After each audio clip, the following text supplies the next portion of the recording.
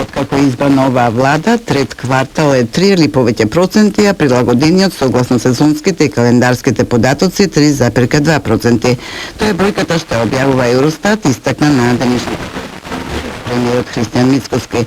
Според Евростат на Ирска, Данска и Полска.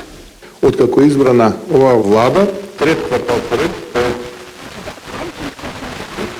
а прилагодениот согласно сезонските и календарските податоци е 3,2%, тоа е бројката која што ја објавува Евростат.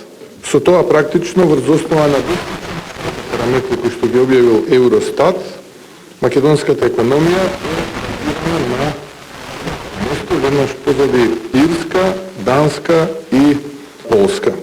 Тоа е многу значајно и ова не е случајност. Ова е резултат на храбро и многу работа.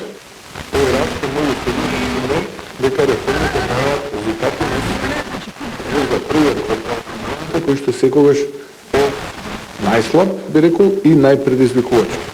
Сепак, доколку во 2030 уште по економска скала, ние одржуваме просекот